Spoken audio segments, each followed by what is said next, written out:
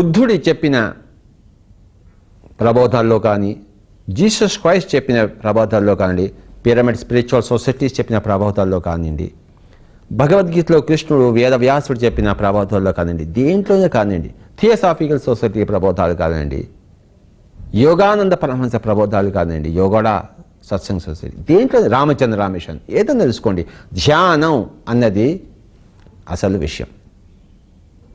కనుకనే ఈ సరి అయిన ధ్యానం అన్నది బుద్ధుడి అష్టాంగ మార్గంలో ఆ 8 పాయింట్లలో మోస్ట్ ఇంపార్టెంట్ పాయింట్, చివరి పాయింట్.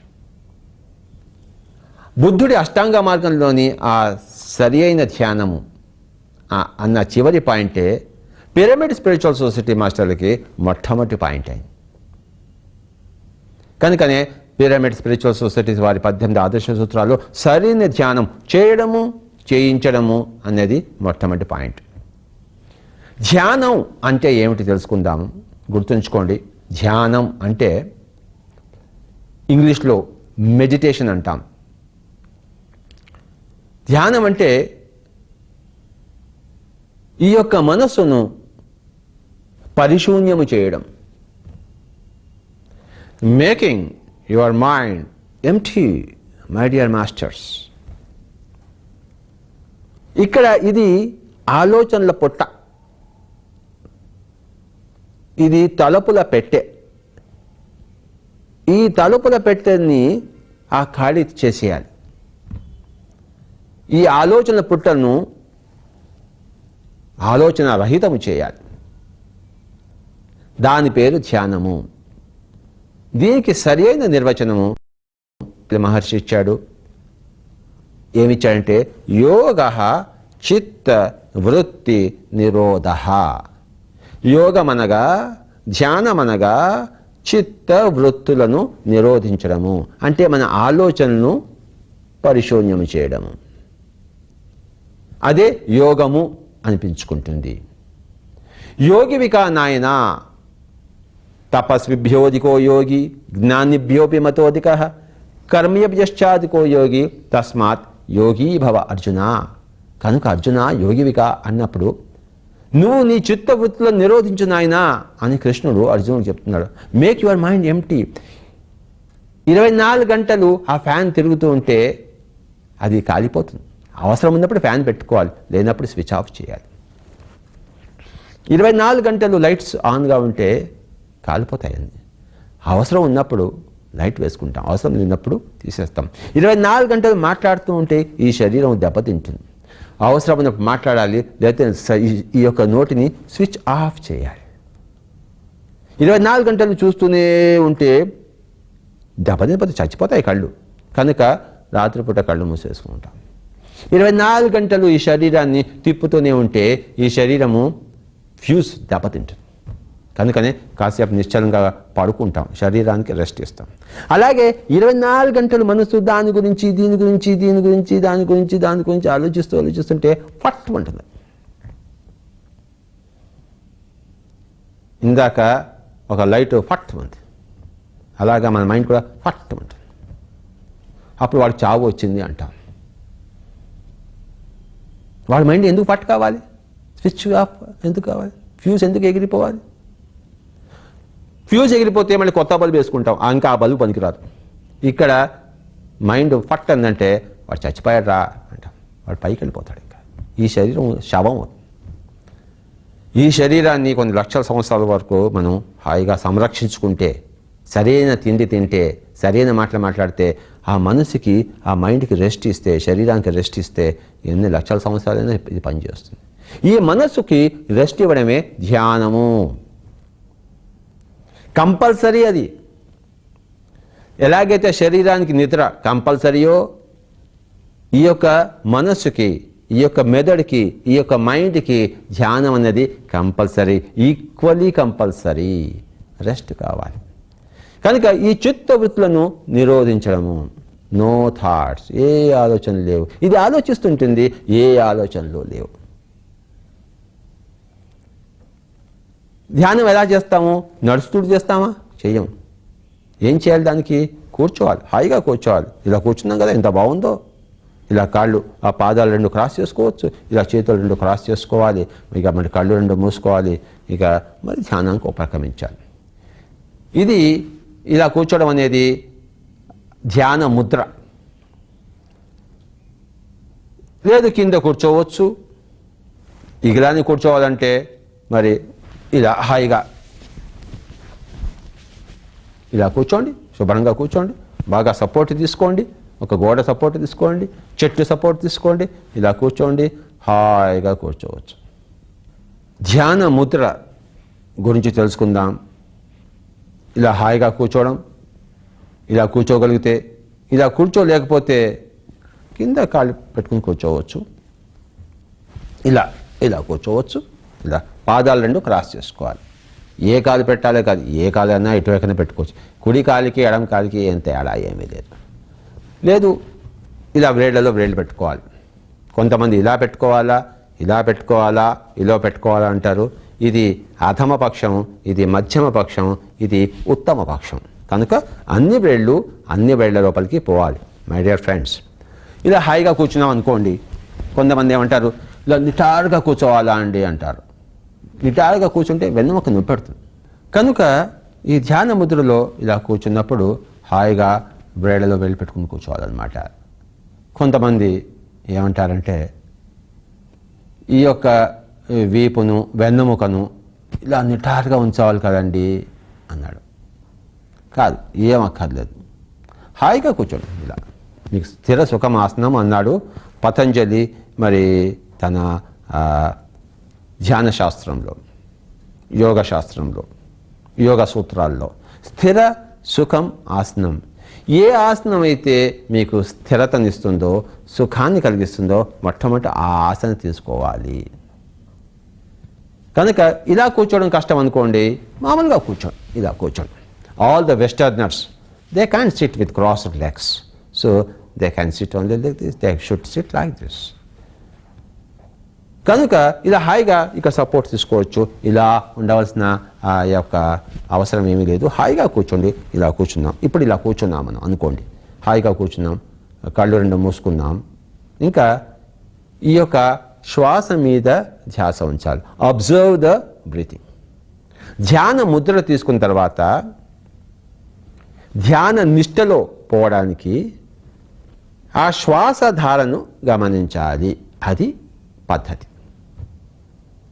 సరి అయిన ధ్యాన పద్ధతి. సరి కాని పద్ధతులు ఎలా ఉంటాయంటే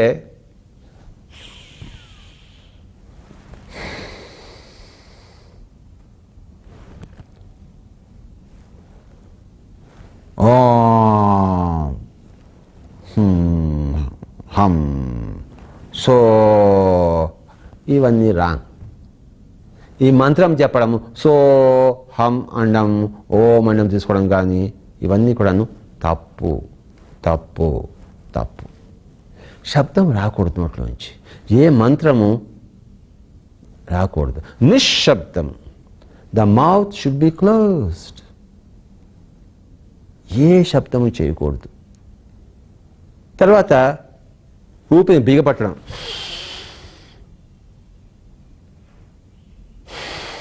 ఇలాంటివి ఏం చేయకూడదు. ఇవన్నీ కూడాను ప్రకృతికి విపరీతమైన చేష్టలు, ప్రకృతికి విరుద్ధమైన చేష్టలు. కనుక ఏ మంత్రము లేదు. తర్వాత మనసులో ఏ రాఘవేంద్ర స్వామిని ఆ యొక్క విగ్రహాన్ని మనం ప్రతిష్ఠించుకోవడమో, ఏ శివుడిని ఆలోచించుకుంటూ కూర్చోడమో, లేకపోతే జీసస్ క్రైస్ట్ శిలువ మీద ఎలా ఉన్నాడో ఆ రూపాన్ని పెట్టుకుని ఆ రూపాన్ని గురించి రాంగ్, తప్పు. ఇవన్నీ కూడాను సరికాని ధ్యాన పద్ధతులు. అడ్రస్ సరిగా లేదనుకోండి, మీరు ఊరంతా తిరుగుతుంటారు కానీ గమ్యం చేరరు. సరికాని ధ్యాన పద్ధతుల్లో మీ జీవితం వ్యర్థమైపోతుంది, మీ గమ్యం చేరరు. సరి అయిన అడ్రస్తోనే మీరు గమ్యం చేరుతారు. సరి అయిన ధ్యాన పద్ధతితోనే మీరు మీ యొక్క గమ్యము చేరుతారు. కనుక సరి అయిన ధ్యాన పద్ధతి, దాన్ని గౌతమ బుద్ధుడు ఆనాపానసతి అని కనుక్కున్నాడు. ప్రతి యోగి కనుక్కున్నాడు, వేమన కనుక్కున్నాడు, జీసస్ క్రైస్ట్ కనుక్కున్నాడు, గౌతమ బుద్ధుడు కనుక్కున్నాడు, లక్షల మంది కనుక్కున్నారు. అయితే తర్వాత శిష్య పరంపర వాటిని అపభ్రంశం చేసింది, భ్రష్టు పట్టించింది. కనుక ఈరోజు ఇన్ని మతాలు అయిపోయాయి, ఇన్ని విధానాలు అయిపోయాయి, అంతా సర్వనాశనం అయింది. కనుక my dear friends, pyramid spiritual societies వారు సరి అయిన ధ్యాన విధానాన్ని మళ్ళీ వెలకి తీసి మన భూగర్భంలో దాగిన ఆ మణిని తవ్వి తీసి ఆ మణిని అందరికీ ప్రదానం చేస్తున్నారు, ప్రసాదం ఇస్తున్నారు. కనుకన సరి అయిన ధ్యాన విధానము ఆనాపానసతి, సుఖమైన ధ్యానముద్ర, కళ్ళు రెండు మూసుకోవడము, ఏ మంత్రము లేకపోవడము, మనసులో ఏ ఇష్టదేవతను ప్రతిష్ఠించుకోకుండా మనసును పరిశూన్యం గావిస్తూ శ్వాస మీద ధ్యాస. గౌతమ బుద్ధుడు దీనిని ఆనాపాన సతి అన్నాడు. ఆన అంటే ఉచ్ఛ్వాస, అపాన అంటే నిశ్వాస, సతి అంటే కూడుకుని ఉండడము, మన ఉచ్ఛ్వాస నిశ్వాసలతో కూడుకుని ఉండడం. సున్నితమైన సహజమైన స్వాభావికమైన ఆ శ్వాసధారతో ఏకమై ఉండడం. దీన్నే శ్వాసానుసంధానం అంటాం. Being with the breath. కుంభకరహితమైన పూరక రేచకాత్మకమైన సుఖమయ ప్రాణాయామము. హాయిగా కూర్చోవాలి, కళ్ళు రెండు మూసుకోవాలి. ఇక ఏ ఆలోచన లేకుండా ఇక్కడ నేను ఆఫీస్కి వెళ్ళాలి, ఆఫీస్ నుంచి రావాలి, డబ్బు సంపాదించాలి, అవన్నీ పక్కన పెట్టాను. Switch off. ఇప్పుడు వాటి అవసరం లేదు. నేను షాపులో లేను వ్యాపారం గురించి ఆలోచించడం కోసం, నేను పొలంలో లేను వ్యవసాయం గురించి ఆలోచించడానికి, నా పెళ్ళాం పక్కన లేను నా పెళ్ళాం గురించి ఆలోచించడం కోసం, కనుక నేను రోడ్డు మీద లేను ట్రాఫిక్ గురించి ఆలోచించడం కోసం. నేను ఇప్పుడు ధ్యానంలో ఉన్నాను, ఏ పని లేదు. ధ్యానం అనేది నా పని. ఇక్కడ చిత్తవృత్తి నిరోధం, నో థాట్స్ వాట్స్ ఎవర్. అన్ని ఆలోచనలకి స్వస్తి చెప్పి కళ్ళు రెండు మూసుకొని బ్రేడ్లలో బ్రేడ్లు పెట్టేసి హాయిగా కూర్చొని సుఖాసనంలో మరి ధ్యాన ముద్రలో చక్కగా కూర్చుంటూ ఇంకా ధ్యాన నిష్ట కోసం శ్వాసానుసంధానం. శ్వాసానుసంధానం ద్వారా ధ్యాన నిష్ట. ధ్యానం అంటే చిత్తవృత్తి నిరోధం, making your mind empty. My dear friends, హాయిగా కూర్చోవాలి. కూర్చుని కళ్ళు రెండు మూసుకుని శ్వాస మీద ధ్యాస. ఎంత వీలైతే అంత, 10 నిమిషాలు, 15 నిమిషాలు, 20 నిమిషాలు, గంట, 3 గంటలు, 4 గంటలు. ముఖ్యంగా ఎవరి వయసు ఎంత ఉందో అన్ని నిమిషాలు తప్పకుండా కూర్చోవాలి. అంటే 5 ఏళ్ల పిల్లలు 5 నిమిషాలు, 10 ఏళ్ల పిల్లలు 10 నిమిషాలు, 20 ఏళ్ల పిల్లలు 20 నిమిషాలు, 30 ఏళ్ల పిల్లలు 30 నిమిషాలు, 40 ఏళ్ల పిల్లలు 40 నిమిషాలు, 50 ఏళ్ల వాళ్ళు 50 నిమిషాలు, 70 ఏళ్ల వాళ్ళు 70 నిమిషాలు విధిగా చేయవలసిందే. That is the critical amount. అన్నం ఉడకాలంటే ఎంతసేపు పెట్టాలి కదా. అలా పెట్టి అలా తీస్తే ఎలా ఉడుకుతుంది? ఇలా కూర్చుని అలా మన కళ్ళు తెరిస్తే ధ్యానం వస్తుందా? కనుక ఎవరి వయసు ఎంత ఉందో అన్ని నిమిషాలు ఖచ్చితంగా కూర్చోవాలి అన్నది పిరమిడ్ స్పిరిచువల్ సొసైటీ వారి ఒకానొక సజెషన్. సామూహికంగా ధ్యానం చేస్తున్నప్పుడు ఎక్కువ చిన్నపిల్లలుంటే ఒక 10-15 నిమిషాలు ధ్యానం సరిపోతుంది. ఎక్కువగా పెద్దవాళ్ళు ఉంటే ఒక 45 నిమిషాలు, అర్ధగంట చేసుకోవచ్చు. మనం ఒక్కళ్ళు ఉన్నప్పుడు, ఏకాంతంగా ఉన్నప్పుడు తప్పకుండా మన వయసు ప్రకారం, ముఖ్యంగా ముసలి వాళ్ళు, ఎక్కువ వయసు ఉన్నవాళ్ళు, 50 ఏళ్ల వాళ్ళు 50 నిమిషాలు, 70 ఏళ్ల వాళ్ళు 70 నిమిషాలు ఖచ్చితంగా కూర్చుంటే కానీ ఆ మనస్సు ఒక శాంతమైన పక్వమైన స్థితికి రాదు. కనుక ఈ యొక్క సూత్రాన్ని తప్పకుండా అర్థం చేసుకోవాలి. ఎంత సమయం కేటాయించాలో అంత సమయాన్ని కేటాయించాలి. తర్వాత చీకటి చేసుకోవాలి, లైట్లు ఆఫ్ చేసుకోవాలి, కర్టన్లన్నీ వేసుకోవాలి. అందుకే ఋషులు పూర్వకాలంలో గుహల్లోకి పోయేవాళ్ళు, అక్కడ చీకటి ఉంటుంది. కనుక మై డియర్ ఫ్రెండ్స్, చక్కగా చీకటి చేసుకోండి, ఇంకా సావధానంగా కూర్చోండి. ఇంకో 2 గంటలు 2 నిమిషాలు ఎక్కడికైనా పోవాలనుకుంటే ఇప్పుడు కూర్చుంటే ఏమీ లాభం లేదు. కనుక అలా కాకుండా ప్రయాణంలోకి పోతున్నాము, ఇక్కడి నుంచి వరంగల్కి వెళ్ళాలి, 3 గంటల ప్రయాణం, ఏం చేస్తాం? హాయిగా కూర్చుంది అందులోనే ఒక పక్క ప్రయాణం జరుగుతుంటుంది, ఇంకో పక్క మనం ధ్యానం, కళ్ళు 2 మూసుకుని కళ్ళకి విశ్రాంతినిచ్చి శ్వాస మీద ధ్యాస, అబ్జర్వ్ ద బ్రీతింగ్. వరంగల్ పోయేసరికి మీకు బోల్డ్ అంత శక్తి వస్తుందన్నమాట. కనుక ఈ ప్రయాణ సమయాన్ని ఎంతైనా ఉపయోగించుకోవచ్చు. ట్రైన్లో పోతున్నప్పుడు, ఫ్లైట్లో పోతున్నప్పుడు, కారులో పోతున్నప్పుడు, బస్సులో పోతున్నప్పుడు ఆ సమయాన్ని ఎంత చక్కగా ధ్యానంలో వినియోగించుకోవచ్చో చెప్పనలవి కాదు మై డియర్ ఫ్రెండ్స్. కనుక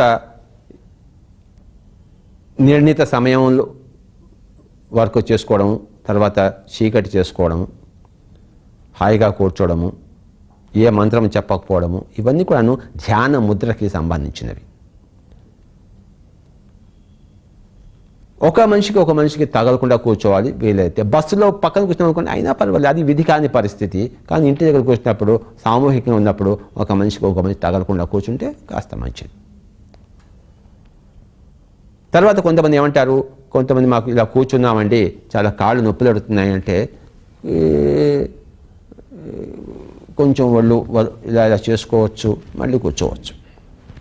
కదలకుండానే కూర్చోవాలి అన్న నియమం ఎక్కడా లేదు. కళ్ళు మట్టుకు ఇప్పకూడదు, చేతులు ఇప్పకూడదు, కళ్ళు ఇప్పకూడదు. మళ్ళీ కాళ్ళు కాస్త సర్దుకోవచ్చు, కాస్త కొంచెం ఇలా చేసుకుని మళ్ళీ కూర్చోవచ్చు. కళ్ళు మటుకు ఇప్పరాదు మధ్యలో. కనుక ఇవన్నీ కూడాను ధ్యాన ముద్రకు సంబంధించిన విషయాలు మై డియర్ ఫ్రెండ్స్. ధ్యాన ముద్ర అంటే సుఖమైన ముద్ర. అది ఇంకా గంట వరకు మీరు హాయిగా ఆ ముద్రలు స్థితముగా కూర్చొనవలే. స్థిర సుఖం ఆసనం, స్థిరమైనది సుఖమైనది ఆసనం అనబడుతుంది. కనుక ఆ ఆసనం తీసుకుని ఏ పద్మాసనం వేయవలసిన అవసరం ఏమీ లేదు. ఈ కాలు తీసి ఇటు పెట్టి, ఆ కాలు తీసి ఇటు పెట్టి అలా ఇలా తిన్నగా కూర్చుంటేనే, వెన్నెముక విరిచేస్తేనే అది ధ్యానం. అది ఖచ్చితంగా కానే కాదు. ఏ పద్మాసనం అక్కర్లేదు, ఏ వెన్నెముకను విరవక్కర్లేదు. హాయిగా కూర్చోవాలి, కళ్ళు రెండు మూసుకొని శ్వాస మీద ధ్యాస. ఇప్పుడు మనం ఈ యొక్క ధ్యానంలో ఏం జరుగుతుందో, అసలు పరిస్థితి ఇక్కడ ఏమవుతుందో అక్కడికి వెళ్దాం.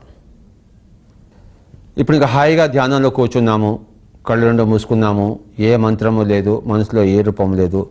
ఆ యొక్క శ్వాస మీద ధ్యాస, శ్వాసను బిగపట్టడం లేదు, శ్వాస మీద ధ్యాస. మనసు పరిపరి ఆలోచనలు చేస్తుంటుంది, ఇంటి దగ్గరికి వెళ్తుంది. కానీ ఇప్పుడు ఇంటి మీద ధ్యాస వద్దు, శ్వాస మీద ధ్యాస. మనసు పెళ్ళాం దగ్గరికి వెళ్తుంది, కానీ ఇప్పుడు పెళ్ళాం మీద ధ్యాస వద్దు, శ్వాస మీద ధ్యాస. పిల్లలు స్కూల్కి వెళ్ళారు, ఏమవుతుందో, ఏం చేస్తాం మనం? వస్తావు లేకపోతే లేదు, మనం ఏం చేయగలం ఇక్కడ కూర్చుని. కనుక పిల్లల మీద ధ్యాస వద్దు, మరి శ్వాస మీద ధ్యాస.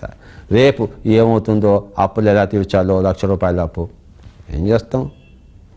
చేయగలిగితే అందరి దగ్గరికి వెళ్తాము, లేదు అంటే ఇప్పుడు మనం కూర్చున్నాం ఇక్కడ ధ్యానంలో కూర్చుంటే ₹1,00,000 అప్పు అంటే అలా. కనుక భవిష్యత్తు గురించి ఆలోచనలు వద్దు. గతించిన దాని గురించి, నిన్న వాడు నన్ను తిట్టాడే, వాడు నన్ను కొట్టాడే, రోడ్డు మీద అవమానం చేశాడే, ఇప్పుడు దాన్ని తలుచుకుంటే లాభం ఏమిటి? ఏదైనా చేతనైతే మళ్ళీ వాడిని నన్ను తన్నాలి. ఇప్పుడు మటుకు ఆ ఆలోచనలు వద్దు. గతించిన వాటి గురించి, మరి రాబోయే వాటి గురించి, ఎక్కడో ఉన్న చోట వాటి గురించి, ఇవన్నీ కూడాను ఆలోచనలు ముసుడుతూ ఉంటాయన్నమాట. ముఖ్యంగా కళ్ళు మూసుకోగానే ముసుడుతుంటాయి. వాటన్నిటినీ cut cut cut cut cut చేస్తూ శ్వాస మీద ధ్యాస. ఇంటి గురించి ఆలోచన వచ్చింది, రాకూడదు, శ్వాస మీద ధ్యాస. పెళ్ళాం గురించి ఆలోచన వచ్చింది, ఆఫీస్లో బాస్ గురించి ఆలోచన వచ్చింది, నో థాట్స్, ఆలోచన కట్ చేయవలే. ఇది ఆలోచించే సమయం కాదు, ఆలోచన రహిత స్థితిలో ఉండే సమయం, ధ్యాన సమయము. కనుక శ్వాస మీద ధ్యాస. ఇలా కూర్చుంటుంటే మొట్టమొదటిలో నిమిషానికి 100 ఆలోచనలు వచ్చాయనుకోండి, మెల్లిమెల్లిగా నిమిషానికి 80 ఆలోచనలు, నిమిషానికి 60 ఆలోచనలు, నిమిషానికి 20 ఆలోచనలు, నిమిషానికి 5 ఆలోచనలు, 2 ఆలోచనలు, అలా అలా వాటి యొక్క ప్రెషర్ తగ్గుతుంది. చివరికి ఒక అనేక స్థితి వచ్చేస్తుంది, ఆలోచనలే లేవు. No thoughts whatsoever. The mind has become empty. కనుక చిత్త వృత్తి నిరోధము జరిగినది. ఆ నిరోధింపబడిన స్థితిలో మనమున్నాము. దాని పేరే ధ్యాన స్థితి. కనుక ఈ ధ్యాన స్థితికి చేరుకోవడం కోసం శ్వాసానుసంధానం, ధ్యాన ముద్ర తీసుకున్న తర్వాత ఈ యొక్క ఆనాపానసతి, శ్వాసానుసంధానం, శ్వాస మీద ధ్యాస ద్వారా బాగా సమయాన్ని కేటాయిస్తే అలా కూర్చోగా 5 నిమిషాలు, 10 నిమిషాలు, 15 నిమిషాలు, 20 నిమిషాలు, ఎవరి వయస్సును బట్టి వాళ్ళు, అప్పుడు మనసు శాంతము చెందెను. మనస్సు శూన్యము అయ్యను, చిత్తవృత్తి నిరోధము జరిగెను. మై డియర్ ఫ్రెండ్స్, అప్పుడు ధ్యానంలో ఉన్నాం. ధ్యాన స్థితి. హాయిగా కూర్చోవాలి.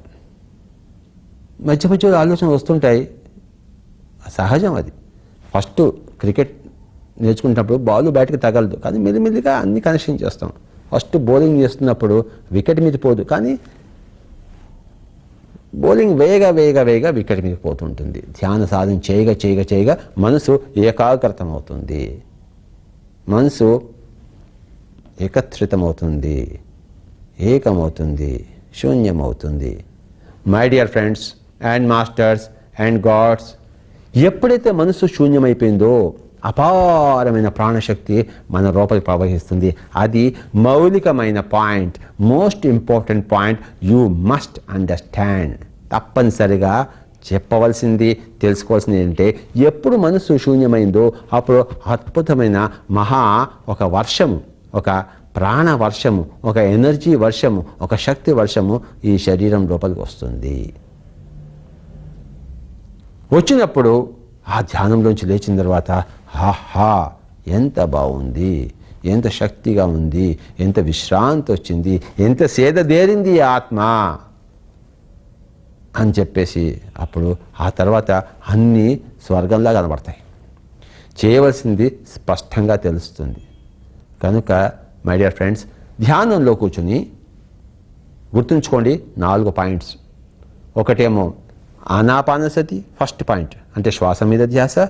రెండవది చిత్తవృత్తి నిరోధము, ద మైండ్ బికమింగ్ ఎంప్టీ. మూడవది ఆ యొక్క శక్తి ప్రవేశం, ఆ శక్తి ప్రవాహ ప్రవేశం, ఆ విశ్వశక్తి యొక్క ప్రవాహ ప్రవేశం, ఆ కాస్మిక్ ఎనర్జీ యొక్క ఆ రివర్ యొక్క flow in to the physical body. ఎవరికైనా మూడో కన్ను ఉంటే వాడు చూడొచ్చు ఆ యొక్క ధ్యాని యొక్క శరీరంలోకి ఆ యొక్క శక్తి ప్రవహించడం అనేది స్పష్టంగా కనబడుతుంది. మూడో కన్ను ఉన్నవాడికి, క్లేర్వాయింట్ అయిన వాడికి, ధ్యాన స్థితిలో ముందు పోయి ఋషి స్థితికి పోయిన వాడికి. కనుక మై డియర్ ఫ్రెండ్స్, హాయిగా కూర్చోండి. 40 రోజులు ధ్యాన సాధన చేస్తే ప్రతి మనిషి ఆ యొక్క యోగ స్థితికి వెళ్తాడు, అంటే ఆ యొక్క చిత్తవృత్తి నిరోధ స్థితికి. ఎవరైనా సరే, ఎలాంటి పాపి అయినా సరే, ఎలాంటి మూర్ఖుడైనా సరే, ఎలాంటి అల్పుడైనా సరే, 40 రోజుల ధ్యాన సాధన. ఈ 40 రోజుల ధ్యాన సాధన ఏమంటారంటే హనుమాన్ చాలీసా అంటారు. హనుమాన్ అంటే వాయుపుత్రుడు, అంటే ఈ యొక్క వాయు యొక్క పుత్రులు మనం కావాలి. చాలీసా అంటే 40 నిమిషాలు. కనుక వాయుపుత్రుడు కావడం అనేది, అంటే ఈ యొక్క ధ్యాన అభ్యాసి కావడం అనేది యోగి కావడానికి మనకి తీసుకెళ్తుంది. యోగ చిత్తవృత్తి నిరోధ, మేక్ యువర్ మైండ్ ఎంప్టీ. అప్పుడు అపారమైన శక్తి మనకు వస్తుంది, ధ్యాన శక్తి వస్తుంది. ధ్యాన స్థితిలో ధ్యాన శక్తి లభ్యమవుతుంది, ధ్యాన స్థితిలో ఆత్మశక్తి లభ్యమవుతుంది, ధ్యాన స్థితిలో విశ్వశక్తి కాస్మిక్ ఎనర్జీ మనకి లభ్యమవుతుంది. అలా లభ్యమైనప్పుడు ఏమవుతుంటే మనలోని యొక్క సిద్ధులన్నీ పరిపక్వమవుతాయి, ప్రస్ఫుటమవుతాయి, ప్రకటితమవుతాయి. మన మూడో కన్ను తెరుచుకుంటుంది, దివ్యచక్షువు విప్పారుతుంది.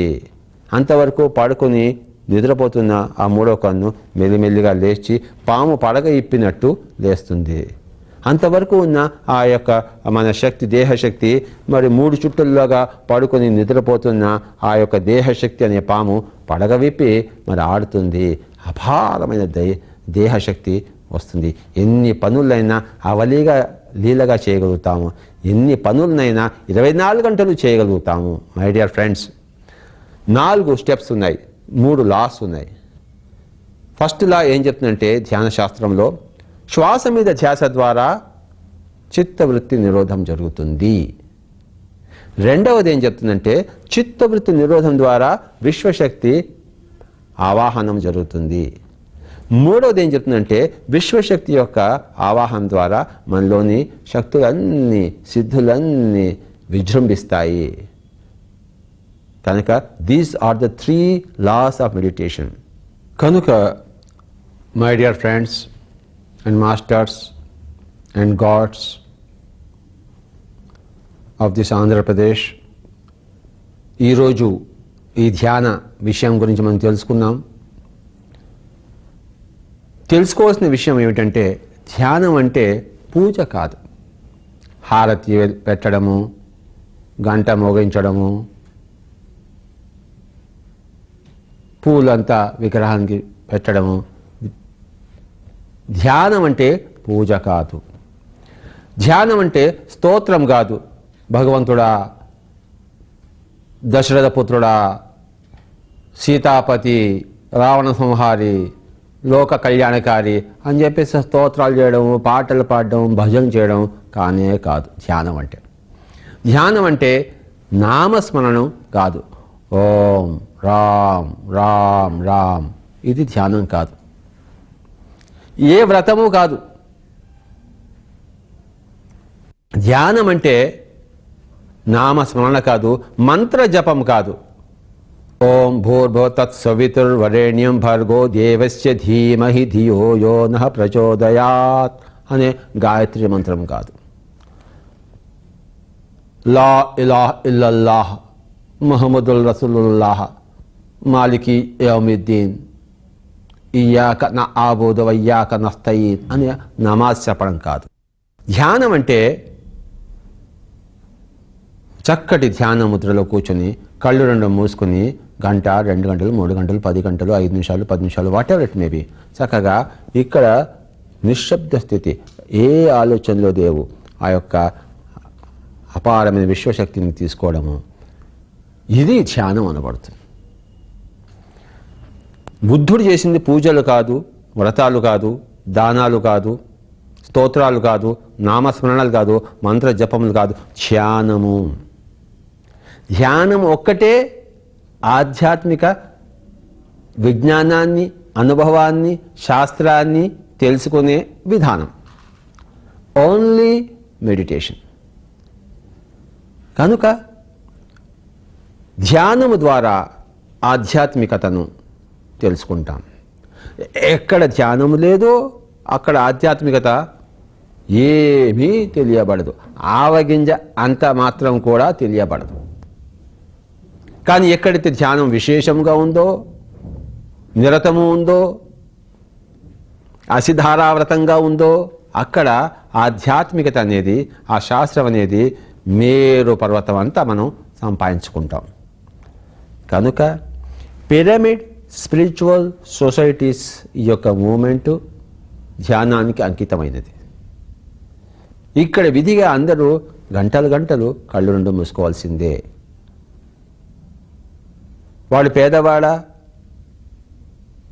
కుబేరుడా, ఆడ మగ, పిల్లవాడా, వృద్ధుడా, హిందువా, ముస్లిమా, క్రిస్టియనా, నక్సలైటా, కమ్యూనిస్టా, నాస్తికుడా, ఆస్తికుడా, హైదరాబాద్ వాడా, ముంబై వాడా, తమిళియనా, నీగ్రోవా, వైట్ వాడా, నల్లవాడా, బ్రౌన్ వాడా, ఎంత ఈ నాన్ సెన్స్ అంతా లేదు.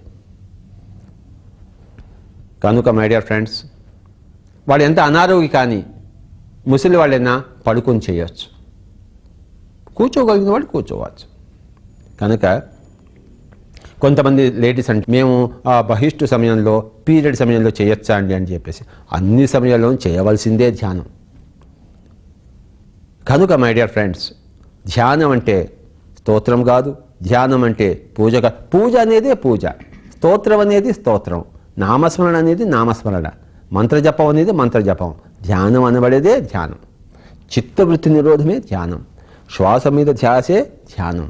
ఆనాపానసతే ధ్యాన విధానం. కనుక ధ్యానం అన్నదే ప్రజలకు శాంతినిచ్చేది, మనశ్శాంతిని ప్రసాదించేది, శరీరానికి చేవనిచ్చేది, శక్తినిచ్చేది, జీవితాన్ని ఒక సమతుల్యము చేసేది. మనలో ఉండే అతి అంతా పోయి చక్కటి పరిమితి ఏర్పడి జీవితాన్ని సమతుల్యం చేస్తుంది, బంగారు చేస్తుంది. ఈరోజు ఈ ధ్యాన విధానం గురించి తెలుసుకుందాం. దీని రోజు అభ్యాసం చేయాలి. Practice makes man perfect. Practice makes man perfect. Practice makes man perfect. Practice of meditation makes man perfect. ధ్యానం యొక్క అభ్యాసమే మానవుని సుచరితుడుగా చేస్తుంది, మానవుడిని పరిపక్వంగా చేస్తుంది. My dear friends and masters and God's.